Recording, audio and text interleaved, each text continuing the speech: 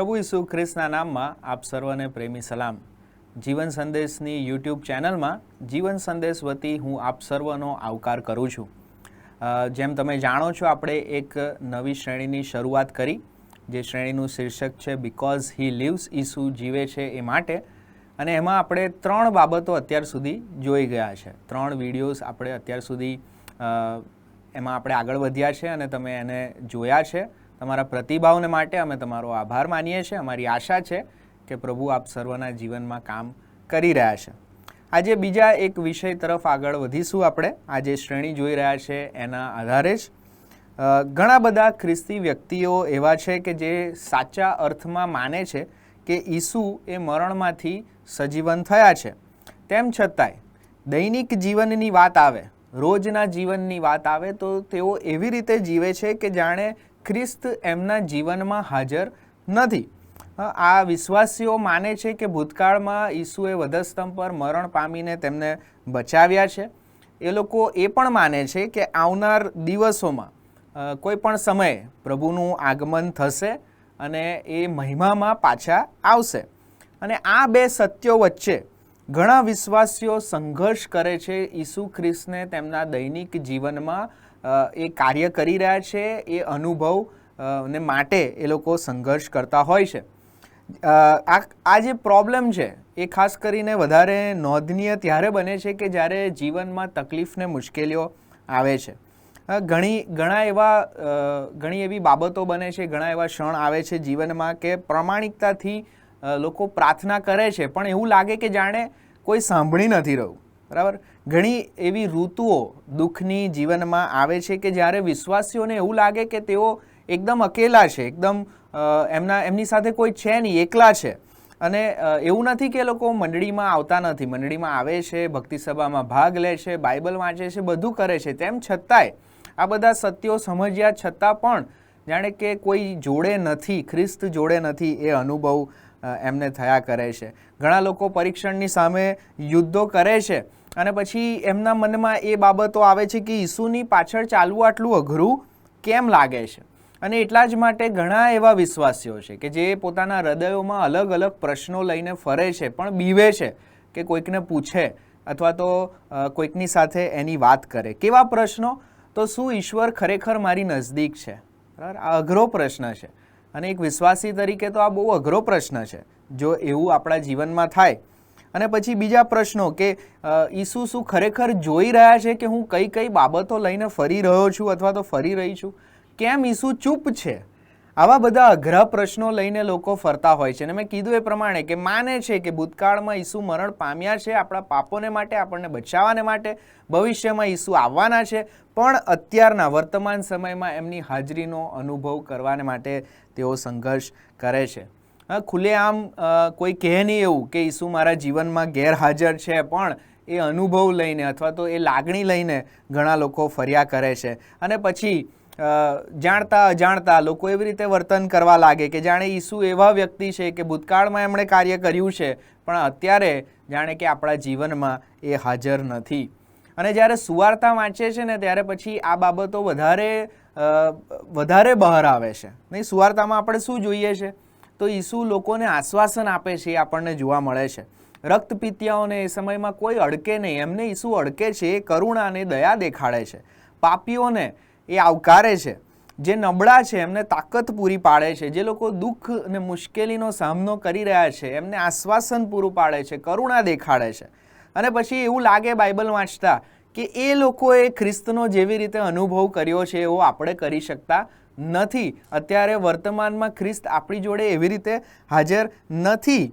અને એમ લાગે કે એ સમયે જ્યારે ઈસુ જગતમાં હતા અને જે રીતે એમણે કાર્ય કર્યું છે એ હવે જાણે આપણાથી બહુ દૂર છે અને એવા પ્રકારનું કાર્ય થતું નથી. પણ આ સમજણ, પુનરુત્થાનની જ્યારે સાચી સમજણ આપણામાં આવે છે ત્યારે આ બધું બદલાઈ જાય છે. પુનરુત્થાન આપણને શીખવે છે કે ઈસુ ગેરહાજર નથી. ઈસુ પોતાના લોકોની મધ્યે છે, એમનું કાર્ય પૂરું થઈ ગયું નથી. ઘણી બધી રીતે જોઈએ તો એમનું કાર્ય જે છે વિસ્તૃત થયું છે, એક્સપાન્ડ થયું છે. પુનરુત્થાન પામેલા ઈસુ એ નિષ્ક્રિય નથી અથવા તો ચૂપ નથી અથવા તો અલગ નથી. અને આ બાબત સમજવાને માટે આજે હિબ્રુઓના પત્રમાંથી અમુક બાબતો આપણે જોવા માગીએ છીએ. હિબ્રુઓને લખેલો પત્ર એનો 4થો અધ્યાય અને 14 થી 16 કલમોમાંથી અમુક બાબતો આપણે જોઈશું. તમે આ વિડીયોને પોઝ કરો, એ વચનોને વાંચો અને ત્યારબાદ આપણે આગળ વધીએ. મારી આશા છે કે તમે એ વચનો વાંચ્યા હશે. આવો આપણે પ્રાર્થના કરીએ, પ્રભુની મદદ માંગીએ. સ્વર્ગમાંના મારા જીવતા પ્રેમાળ પ્રભુ, આજના દિવસને માટે પ્રભુ અમે આભાર માનીએ છીએ. આ સમયને માટે, આ પળને માટે આભાર માનીએ છીએ. ફરીને એક વખત તમારા વચનમાંથી પ્રભુ શીખવાની તમે અમને તક આપી છે. એ તકને માટે પ્રભુ અમે આભાર માનીએ છીએ. પવિત્ર આત્મા દેવ, તમારી પ્રેરણાથી લખાયેલું આ વચન છે અને એને સમજવાને માટે પ્રભુ તમે અમારી સહાયને મદદ કરો. ખાસ કરીને પુનરુત્થાનના સંદર્ભમાં પ્રભુ ઈસુ તમે જે કાર્ય કર્યું છે અને અત્યારે હાલમાં કરી રહ્યા છો એ સમજવાને તમે અમારી સહાયને મદદ કરો એવું તમારી પાસે માગીએ છીએ. પ્રાર્થના કરીએ છીએ કે અમારા વિચારો આમ તેમ ભટકે નહીં. પ્રભુ અમારું ધ્યાન અમે તમારા પર કેન્દ્રિત કરી શકીએ અને પ્રભુ તમે બોલો, અમે સાંભળીએ અને અમારા જીવનોમાં કાર્ય થાય એવું તમારી પાસે માગીએ છીએ. તમારા હાથોમાં સોંપાતા પ્રભુ ઈસુ ખ્રિસ્તના નામમાં માગીએ છીએ. સાંભળો, માન્ય કરો બાપ. આમીન. હિબ્રુઓનો પત્ર એ યહૂદી ખ્રિસ્તી વ્યક્તિઓને ખાસ સંબોધીને લખવામાં આવ્યો છે કે જે લોકો સંઘર્ષનો સામનો કરતા હતા. યહૂદી વિશ્વાસીઓ એવા વ્યક્તિઓ કે જેમની સામે ઘણા લોકો ઊભા થયેલા અને ખાસ કરીને યહૂદી ધર્મમાં પાછા જવાની એમને એ બાબત હતી, એ પરીક્ષણ એમને થઈ રહ્યું હતું અને એવા સંદર્ભમાં હિબ્રુઓને પત્ર લખવામાં આવ્યો છે અને એમાં ઘણી બધી બાબતો આપણને જોવા મળે છે. ખ્રિસ્તના કાર્ય વિશે, ખ્રિસ્ત કેવી રીતે બધા કરતાં સર્વોચ્ચ છે એની વાત આપણને જોવા મળે. મૂસા, હારૂન એ બધા કરતાં, દૂતો કરતાં ચઢિયાતા છે એ બાબતો આપણને જોવા મળે છે. અને આખા પત્રમાં આપણને જોવા મળે છે કે જૂના કરારના વચનોનો ઉપયોગ છે અને એનો ખુલાસો છે અને ખુલાસાના દ્વારા એ જે વિશ્વાસીઓ છે એમને આઈધર ઉત્તેજન મળે છે અથવા તો ઠપકો મળે છે. એ સંદર્ભમાં આખો પત્ર લખવામાં આવ્યો છે. અને આપણે હિબ્રુના પત્રના 4થા અધ્યાયની 14મી કલમ પર જ્યારે આપણે આવીએ છીએ તો ત્યાં પ્રમુખ યાજકના સંદર્ભમાં ઈસુનું જે કાર્ય છે એના વિશેની એક અગત્યની બાબત આપણને જોવા મળે છે. 14મી કલમ કહે છે, તો આકાશમાં થઈને જે પાર ગયેલો છે એવો મોટો પ્રમુખ યાજક એટલે દેવનો પુત્ર ઈસુ આપણને છે. માટે આપણે જે માની લીધું છે તે દ્રઢતાથી પકડી રાખીએ.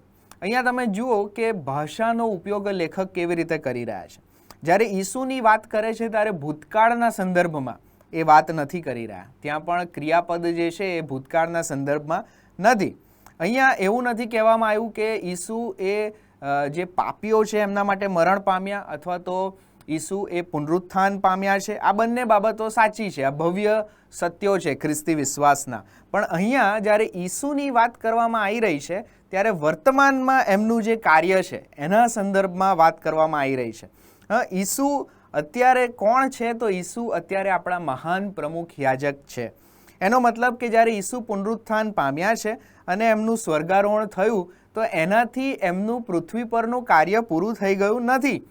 એમનું કાર્ય તો હજી ચાલુ છે. એમના લોક પ્રત્યે એમની સેવા હજી પણ ચાલુ છે. અને આ સમજવાને માટે આપણે ખાસ કરીને જૂના કરારમાં પ્રમુખ યાજકનું જે કામ હતું એના વિશે થોડીક બાબતો જોઈએ. પ્રમુખ યાજક શું કરતા હતા? તો પ્રમુખ યાજક ઈશ્વરની આગળ લોકોનું પ્રતિનિધિત્વ કરતા હતા. બધા જ લોકો એ પવિત્ર ઈશ્વરની હાજરીમાં આવી શકે નહીં, એટલે તૈયારી સાથે પ્રમુખ યાજક એ લોકોનું પ્રતિનિધિત્વ કરતા પ્રભુની હાજરીમાં આવતા હતા. લોકોને માટે એ ઈશ્વરની હાજરીમાં આવતા હતા. એ બલિદાન આપતા હતા. બલિદાન આપીને જે રક્ત છે એ રક્ત લઈને પરમ પવિત્ર સ્થાનમાં પ્રભુની પાસે એ આવતા હતા, એમની હાજરીમાં આવતા હતા. લોકોને માટે મધ્યસ્થી કરતા હતા. કારણ કે પાપી માનવજાત ઈશ્વરની પાસે પોતાની રીતે આવી શકે નહીં, કારણ કે ઈશ્વર પવિત્ર છે અને એટલા માટે પ્રમુખ યાજક પ્રતિનિધિત્વ કરતા એ ત્યાં આવતા હતા. પણ ત્યાં એક પ્રોબ્લેમ હતો. જે યાજકો છે એના સંદર્ભમાં એક બહુ મોટો પ્રોબ્લેમ હતો. યાજકો એ અનંતકાળને માટે જીવતા નહોતા. કોઈ પણ પ્રમુખ યાજક એ અનંતકાળને માટે નથી. એ મરણ પામતા હતા. એમનું પૃથ્વી પરનું જીવન એ પૂરું થતું હતું. બીજી બાબત કે પોતે તેઓ પણ પાપી હતા, એટલે એના કારણથી એમણે પોતાના માટે પણ બલિદાન આપવું પડતું હતું. ને જે બલિદાનો આપતા હતા એ વારંવાર આપવા પડતા હતા, કારણ કે એ જે બલિદાનો હતા એ સંપૂર્ણ રીતે પાપને દૂર કરતા નહોતા, હંમેશાને માટે દૂર કરતા નહોતા. એટલા માટે આ બધી નબળાઈઓ પ્રમુખ યાજકમાં પણ હતી અને જે અર્પણ કરતા હતા એમાં પણ આપણને જોવા મળે છે. હવે જ્યારે હિબ્રુના પત્ર પર આપણે આવીએ છીએ તો હિબ્રુના પત્રમાં આપણને જોવા મળે છે કે ઈસુ આ જે પ્રમુખ યાજક છે અથવા તો પ્રમુખ યાજકો અને જે યાજકો થઈ ગયા એમનાથી એકદમ અલગ છે. ઈસુ એ ખરેખર ખરા અને સર્વોચ્ચ પ્રમુખ યાજક છે. એમના જેવું કોઈ નથી. કારણ કે જૂના કરારમાં આપણે જે જોઈએ છે જે પ્રબોધકો હતા એ જે બલિદાન આપતા હતા એ કોનું બલિદાન આપતા હતા? તો પ્રાણીનું બલિદાન આપતા હતા. પણ ઈસુએ પોતાનું બલિદાન આપ્યું છે. એટલે વધસ્તંભ પર એ બંને હતા, યાજક પણ હતા અને પોતે બલિદાન પણ હતા. જે બધા જૂના યાજકો છે એ લોકો મરણ પામે અને એમના પછી બીજું કોઈક યાજક બનીને આવતું હતું. પણ ઈસુ પુનરુત્થાન પામ્યા છે અને હર હંમેશ ફોરએવર સદાને માટે એ હવે જીવે છે. અને એટલા માટે હિબ્રુ કહે છે કે એ કાર્ય પૂરું કર્યા બાદ શું છે? આકાશમાં થઈને જે પેરે પાર ગયેલો છે. એનો મતલબ કે ઈસુ પુનરુત્થાન પામ્યા અને પછી જ્યારે એમનું સ્વર્ગારોહણ થયું છે ત્યારે એ ઈશ્વરની હાજરીમાં ત્યાં ગયા છે, મરણ પામીને સ્વર્ગમાં ગયા છે અને હવે એ ઈશ્વર પિતાની આગળ સનાતન પ્રમુખ યાજક તરીકે માણસોનું પ્રતિનિધિત્વ એ ઈસુ ખ્રિસ્ત કરે છે, જે કદી પણ કોઈ માનવી કરી શક્યું નહીં. જે પ્રમુખ યાજકો પ્રતિનિધિત્વ કરતા હતા એ જે મુલાકાત મંડપ છે અથવા તો મંદિર છે એમાં એ લોકો કરતા હતા, બરાબર. એ મંદિર ને મુલાકાત મંડપ તો સ્વર્ગનો પરછાયો હતો, બરાબર. પણ ખ્રિસ્ત તો એ પરછાયામાં નહીં પણ આકાશો પાર કરીને જે રિયલ છે, જે વાસ્તવિક છે, ત્યાં જઈને ઈશ્વર પિતાની આગળ એ માણસોનું પ્રતિનિધિત્વ કરે છે. તમે જુઓ આ કેટલી અજાયબ જેવી બાબત છે, કેટલું બધું આશ્વાસન આપનારી એ બાબત છે કે ઈસુ વધસ્તંભ પર મરણ પામ્યા, પુનરુત્થાન પામ્યા પછી એ પોતાના લોકોથી દૂર થઈ ગયા નથી. હાલમાં પણ એ કામ કરી રહ્યા છે, હાલમાં પણ એ લોકોને માટે મધ્યસ્થી કરી રહ્યા છે, હાલમાં પણ એ ઈશ્વરની સમક્ષ જે નબળા વિશ્વાસીઓ છે એમનું પ્રતિનિધિત્વ કરે છે, હાલમાં પણ એ એમની કૃપા એમના લોકો પર સતત એ મૂકી રહ્યા છે. અને અહીંયા આપણને જોવા મળે છે કે પુનરુત્થાન ખાલી એટલું જ નથી કે ઈસુ એ મરણમાંથી સજીવન થયા છે. હિબ્રુનો પત્ર એની વધારે ઊંડી સમજણ આપણને આપે છે. હિબ્રુનો પત્ર આપણને સમજાવે છે કે પુનરુત્થાનથી શું થયું છે? તો ઈસુ પોતાના લોકોને માટે જીવતા અને સનાતન એવા પ્રમુખ યાજક તરીકે સ્થાપિત થયા છે. આપણા પ્રમુખ યાજક એ સ્વર્ગમાં ઈશ્વરની હાજરીમાં આપણું પ્રતિનિધિત્વ કરી રહ્યા છે. એટલે ખ્રિસ્તી વિશ્વાસ કોઈક ભૂતકાળમાં થઈ ગયેલા વ્યક્તિની યાદોના આધારે બનાવેલો વિશ્વાસ નથી, પણ ખ્રિસ્તી વિશ્વાસ તો એક જીવંત તારનારના સેવા કાર્ય પર આધારિત છે કે જે આજે પણ પોતાના લોકોની એટલી જ સંભાળ લે છે જેટલી એ પૃથ્વી પર હતા ત્યારે લેતા હતા, બરાબર. અને આ જો આપણે સમજીએ છીએ તો ખ્રિસ્ત સાથેનો આપણો જે સંબંધ છે એમાં વધારે ઊંડા આપણે ઉતરી શકીએ છીએ. ઈસુ પોતાના વિશ્વાસીઓથી અલગ નથી, ઈસુ નિષ્ક્રિય નથી, ઈસુ કશેક દૂર બેઠા છે અને પછી ઇતિહાસ પૂરો થશે અને ત્યારે અંતમાં એ આવશે એવું નથી. એ તો પુનરુત્થાન પામેલા ખ્રિસ્ત છે કે જે આપણું પ્રતિનિધિત્વ કરી રહ્યા છે, આપણને ટકવાને માટે મદદ કરી રહ્યા છે, પોતાના લોકોની સહાય અને મદદ આજે પણ કરી રહ્યા છે. 15મી કલમમાં જોઈએ તો એ બીજું અગત્યનું સત્ય આપણને જોવા મળે છે. કેમ કે આપણી નિર્બળતા પર જેને દયા આવી શકે નહીં એવો નહીં, પણ સર્વ વાતે જે આપણી પેઠે પરીક્ષણ પામેલો છતાં નિષ્પાપ રહ્યો એવો આપણો પ્રમુખ યાજક છે. અહીંયા જે આપણને જોવા મળે છે એ છે કે ઈસુ પોતાના લોકોથી એ ખરેખર દૂર નથી. એ તો વ્યક્તિગત રીતે આપણને બહુ સારી રીતે સમજી શકે છે. આવા મહાન ઈશ્વર છે આપણા. તમે વિચાર કરો, બીજા જે વિશ્વાસની વાત આવે તો એમાં આ બાબત આપણને જોવા મળતી નથી કે પર્સનલી ઈશ્વર આપણને સમજે છે. એ બાબત અહીંયા આપણને જોવા મળે છે. માનવીય દુઃખથી અજાણ છે ઈશ્વર એવું નથી, એને જાણે છે, નિકટતાથી એમણે અનુભવ્યું છે. ઘણી વખત આપણે ઈશ્વરની વાત કરીએ તો આપણને એમને પવિત્ર અને સનાતન ને સર્વશક્તિમાન એ રીતે આપણે જોઈએ છે, જે વાત સાચી છે. પણ એનાથી આગળ વધીને એટલા જ નથી, પણ એનાથી આગળ વધીને આપણને વ્યક્તિગત રીતે ઓળખે છે. સામાન્ય વ્યક્તિ પોતાના જીવનમાં શું અનુભવી રહ્યો છે કે અનુભવી રહી છે એની પણ સમજણ ઈશ્વરને છે અને એમણે એ અનુભવ્યું છે. હિબ્રુનો પત્ર આપણને યાદ કરાવે છે કે ઈસુ ખ્રિસ્તે માનવીય અનુભવમાં સંપૂર્ણ રીતે પ્રવેશ પામ્યા હતા. હવે તમે થાકી જાઓ છો, બરાબર? ઈસુ જાણે છે થાકી જવું શું છે. તમે દુઃખનો અનુભવ કરો છો, શોક કરો છો, ઈસુ જાણે છે કે શોક કરવું શું છે, પોતાના વહાલાને ગુમાવવું શું છે. લાજરસની કબર આગળ ઈસુ પણ રડ્યા હતા.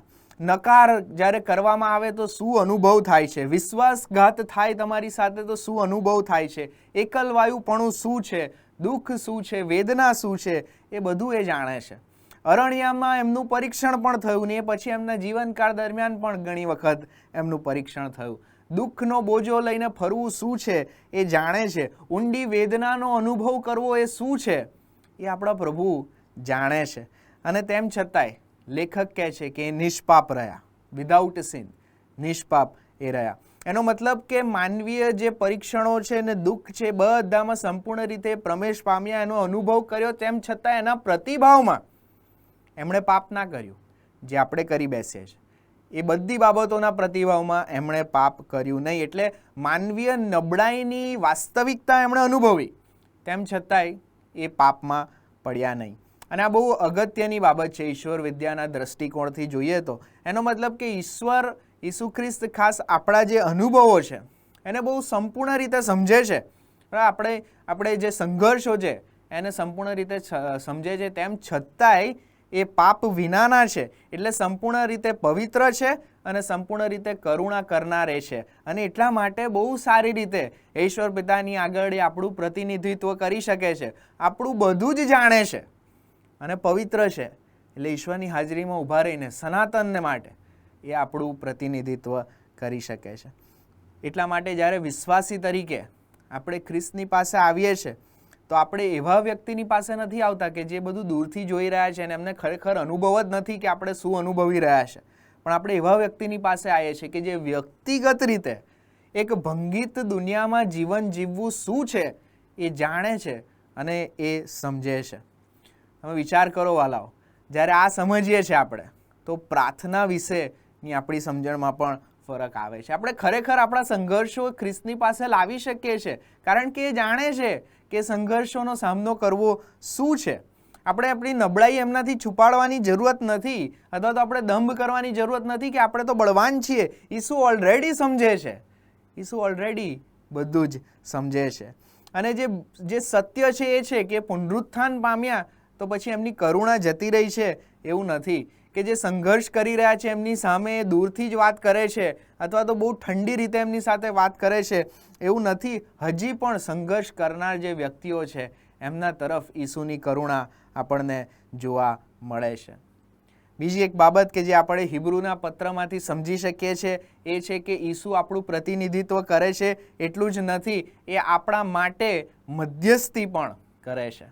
ઈસુ ખ્રિસ્ત એ આજે પણ પોતાના લોકોને માટે મધ્યસ્થી કરી રહ્યા છે. અને કોઈ મંદિરમાં જઈને કરી રહ્યા છે એવું નથી કે જે ખાલી પરછાયો છે. તો સ્વર્ગમાં છે, ઈશ્વરની હાજરીમાં, ઈશ્વર પિતાની હાજરીમાં એ આપણું પ્રતિનિધિત્વ કરીને આપણા માટે મધ્યસ્થી કરી રહ્યા છે. ઈશ્વરની હાજરીમાં આપણને આવકારે છે કે આપણે આવી શકીએ અને સતત આપણને કૃપા પૂરી પાડે છે કે જેથી આપણે એમના કૃપાસનની પાસે આવી શકીએ. ઘણી વખત જ્યારે આપણે વિચાર કરીએ કે ખ્રિસ્ત આપણા માટે મધ્યસ્થી કરી રહ્યા છે તો કેવું માનીએ કે એક અનવિલિંગ ફાધર, બરાબર, એક પિતા કે જે ઈચ્છતા નથી, પ્રેમ કરવાનું ઈચ્છતા નથી, એમને મનાવવાનો પ્રયાસ જાણે કે ઈસુ કરી રહ્યા છે. પણ એવું નથી. પિતા તો એમના લોકો પર પ્રેમ કરે જ છે, પણ મુદ્દો એ છે કે એ પુનરુત્થાન પામેલા ખ્રિસ્ત એ પિતાની આગળ આપણું પ્રતિનિધિત્વ કરે છે. કોના આધારે? તો એમના પૂરા કરેલા કાર્યના આધારે. જે વસ્તુ જૂના કરારના પ્રમુખ યાજકો કરી શકતા નહોતા, અશક્ય હતું, એ બાબત એ કરે છે. પિતા તો પ્રેમ કરે જ છે પણ એ આખા સમગ્ર માનવ જાતનું પ્રતિનિધિત્વ ખ્રિસ્ત કરે છે વધસ્તંભ પર એમના પૂરા કરેલા કાર્યને કારણે. એટલા જ માટે રોમિયોને પત્ર 8મો અધ્યાય જ્યારે આપણે વાંચીએ છીએ ત્યાં લખવામાં આવ્યું છે કે કોઈ પણ બાબત આપણને ખ્રિસ્તના પ્રેમથી અલગ કરી શકતું નથી. અને પાઉલ પણ કહે છે કે ખ્રિસ્ત એ ઈશ્વર પિતાને જમણે હાથે બિરાજમાન છે અને આપણા માટે મધ્યસ્થી કરે છે. એટલે આપણી સલામતી એમાં નથી કે આપણે કેટલું ટાઈટલી ઈશ્વરને પકડી શકીએ છીએ, ખ્રિસ્તને પકડી શકીએ છીએ, પણ આપણી સલામતી શેમાં છે? તો પુનરુત્થાન પામેલા ખ્રિસ્ત ઈસુ એ આપણને ટાઈટલી પકડી રહ્યા છે, આપણું પ્રતિનિધિત્વ કરી રહ્યા છે. ખ્રિસ્તી વિશ્વાસ એ ખાલી અમુક શિક્ષણને આપણે ફોલો કરીએ એટલું જ નથી, પણ ખ્રિસ્તી વિશ્વાસ એક પુનરુત્થાન પામેલા ઉદ્ધારકની સાથેનો દૈનિક સંબંધ છે કે જે આજે પણ જીવે છે, આજે પણ સક્રિય છે અને પોતાના વિશ્વાસીઓના જીવનમાં એ કાર્ય કરી રહ્યા છે. આ બાબત જ્યારે સમજીએ છીએ ત્યારે આપણને ખબર પડે છે કે વિશ્વાસી તરીકે આપણે એકલા નથી. કદાચ આપણી લાગણીઓ એવી આવે, આપણા મૂળના કારણે કદાચ એવું બધું થાય, પણ આપણે એકલા નથી. આપણે કોઈ પણ દુઃખનો સામનો એકલા કરતા નથી. કોઈ પણ પરીક્ષણનો સામનો અથવા તો એની સામેનું યુદ્ધ આપણે એકલા લડી રહ્યા નથી, પણ ખ્રિસ્ત જીવે છે એટલા માટે ખ્રિસ્ત હાજર છે. હવે આ બધું સમજ્યા પછી એનું લાગુકરણ શું? તો 16મી કરમ બહુ સરસ લાગુકરણ આપણને આપે છે. એ માટે દયા પામવાને તથા અગત્યને પ્રસંગે સહાયને સારું કૃપા પ્રાપ્ત કરવાને આપણે હિંમતથી કૃપાસનની પાસે આવીએ. અહીંયા આપણને જે જોવા મળે છે વિશ્વાસીના માટે બહુ અગત્યનું છે, કારણ કે આપણે વિશ્વાસી વ્યક્તિ તરીકે જાણીએ છીએ આપણે ઘણા બધા સંઘર્ષનો અનુભવ કરીએ છીએ, ઘણી બધી નબળાઈ તમારા ને મારામાં છે. અને જ્યારે એ બધું કરીએ છીએ તો સ્વાભાવિક રીતે શું થાય છે, આપણી કુદરતી વૃત્તિ શું છે, તો આપણે ઈશ્વરથી દૂર જતા રહીએ છીએ. જ્યારે આપણે નિષ્ફળ જઈએ છીએ ને ત્યારે હંમેશા આપણે ઈશ્વરથી દૂર ભાગીએ છીએ.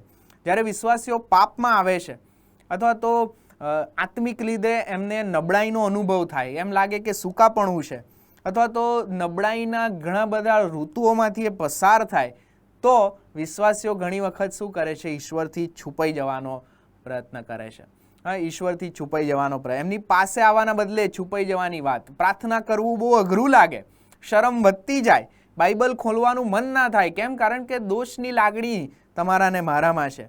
એવામાં આપણે વધારે ને વધારે નિરાશ થઈએ છીએ. આદમને હવાને યાદ કરીએ તો પાપ કર્યા પછી એમણે પણ એ જ કરેલું. ઈશ્વરથી છુપાઈ જવાની વાત ત્યાં આપણને જોવા મળે છે. પણ હિબ્રુનો પત્ર અહીંયા આપણને ખાસ સમજાવે છે કે એનાથી ઉલટું આપણે કરી શકીએ છીએ. કારણ કે ઈસુ જીવંત છે, આપણા પ્રમુખ યાજક છે, આપણું પ્રતિનિધિત્વ કરી રહ્યા છે અને એ કૃપાળુ છે, આપણી નબળાઈઓને સમજે છે, તો આપણે દૂર જવાને બદલે આપણે એમની નજીક આવી શકીએ છીએ. દયા પામવાને, અગત્યના પ્રસંગે સહાયને સારું કૃપા પ્રાપ્ત કરવાને આપણે હિંમતથી કૃપાસનની પાસે આવી શકીએ છીએ. આપણે દૂર ભાગવાની જરૂર નથી. અને આ હિંમત ને આ આત્મવિશ્વાસ ક્યાંથી આવે છે, આ કોન્ફિડન્સ ક્યાંથી આવે છે? તમારા ને મારા પરથી નથી આવતો, કે આપણે વ્યક્તિગત રીતે કેવું પ્રદર્શન કરીએ છીએ એનાથી નથી આવતો, કેટલા આત્મિક રીતે આપણે સારા છે એનાથી નથી આવતો, કે આપણું અઠવાડિયું કેટલું સારું ગયું છે એનાથી નથી આવતો. આ વિશ્વાસ ક્યાંથી આવે છે, આ હિંમત ક્યાંથી આવે છે? તો ખ્રિસ્તના લીધે આવે છે. કારણ કે ખ્રિસ્ત આપણું પ્રતિનિધિત્વ કરી રહ્યા છે, જે આપણા માટે મરણ પામ્યા, જે પુનરુત્થાન પામ્યા, આપણા માટે મધ્યસ્થી કરી રહ્યા છે, એ જ આપણને આમંત્રણ આપી રહ્યા છે કે આવો, તમે પાસે આવો. એટલા માટે આપણે કોઈ પ્રકારનો દમ કરવાની જરૂર નથી. આપણે બહુ જ પ્રમાણિકતાથી ઈશ્વરની પાસે આવી શકીએ છીએ. આપણી નબળાઈમાં, આપણા પરીક્ષણોમાં, થાકમાં, મૂંઝવણમાં, નિષ્ફળતામાં, બધામાં બહુ જ હિંમતથી આપણે કૃપાસનની પાસે આવી શકીએ છીએ. કારણ કે ત્યાં આપણને દયા મળશે, ત્યાં આપણને કૃપા મળશે. ઘણી વખત ખ્રિસ્તી વિશ્વાસીઓએ ઈસુની સાથે કેવો સંબંધ રાખતા હોય છે, તો અથવા તો એ સંબંધને કેવી રીતે સમજતા હોય છે, તો એ મિત્ર તરીકે જોવે, પણ જેના પર બહુ વિશ્વાસ ના કરી શકાય ને એવો મિત્ર, કે જે ઇમરજન્સીના સમયે આવે છે, થોડાક સમયને માટે મદદ કરે છે અને પછી એ મિત્ર જતો રહે છે અથવા તો જતે રહે છે. કટોકટીના સમયમાં એ હાજર છે, પણ પછી એના પછીની લાંબી પ્રક્રિયા જે છે એમાં એ ગેરહાજર છે. પણ એવું નથી. એ આખી પ્રક્રિયામાં તમારી ને મારી સાથે છે. એ વધસ્તંભ પર મરણ પામીને પુનરુત્થાન પામીને આપણાથી અલગ થઈ ગયા છે એવું નથી. પુનરુત્થાનનો જ અર્થ એ છે કે તમારી ને મારી સાથે એ હાજર છે. આજે પણ એ તમારી ને મારી મદદ કરી રહ્યા છે, સહાય કરી રહ્યા છે. એટલા માટે આ સત્યને આપણે પકડી રાખવાની બહુ જરૂર છે કે ઈસુ ખ્રિસ્ત પુનરુત્થાન પામીને ઈશ્વર પિતાને જમણે હાથે બિરાજમાન છે, કે જ્યાં એ પાપી માનવજાતનું પ્રતિનિધિત્વ કરી રહ્યા છે. આપણે જે તેમની પાસે આવી શકતા નહોતા, એનું પ્રતિનિધિત્વ ખ્રિસ્ત કરી રહ્યા છે. કારણ કે આપણી નબળાઈ પણ જાણે છે અને સંપૂર્ણપણે પવિત્ર પણ છે, અને એમણે વધસ્તંભ પર એ કાર્ય પૂરું કર્યું છે, એના આધારે એ આપણું પ્રતિનિધિત્વ કરી રહ્યા છે. એટલા માટે જો આજે તમે સંઘર્ષનો સામનો કરી રહ્યા છો તો તમે એમની પાસે આવો. જો તમે નબળાઈનો, શરમનો સામનો કરી રહ્યા છો, આત્મિક રીતે સૂકાપણું છે, તો એમનાથી ભાગશો નહીં, એમની પાસે આવો. કારણ કે ઈસુ એ જીવંત છે, ઈસુ એ સમજે છે, ઈસુ એ મધ્યસ્થી કરી રહ્યા છે અને ઈસુ તમારા ને મારા જેવા નબળા વ્યક્તિઓને સ્વીકારવા તૈયાર જ છે, હંમેશા એ તૈયાર છે. અને જઈશું તો શું મળશે? ફરીથી આ છેલ્લી કલમ 16મી કલમ વાંચું છું. એ માટે દયા પામવાને તથા અગત્યને પ્રસંગે સહાયને સારું કૃપા પ્રાપ્ત કરવાને આપણે હિંમતથી કૃપાસનની પાસે આવીએ. જો હિંમતથી કૃપાસનની પાસે આવીશું તો એ કૃપા ખ્રિસ્ત આપણને પૂરી પાડશે. આવો આપણા મસ્તકોને આવીએ, પ્રાર્થના કરીએ. જીવતા પ્રભુ, ફરીને એક વખત આ સમયને માટે આભાર માનીએ છીએ. તમારા વચનોમાંથી જે અમે શીખી શક્યા છે એના માટે આભાર માનીએ છીએ. પ્રભુ, તમારું વચન છે, અમૂલ્ય મોતી છે પ્રભુ, એના જેવું પ્રભુ અમારી પાસે કશું જ નથી અને એ તમે અમને અમારી માતૃભાષામાં આપી છે એના માટે તમારો આભાર માનીએ છીએ.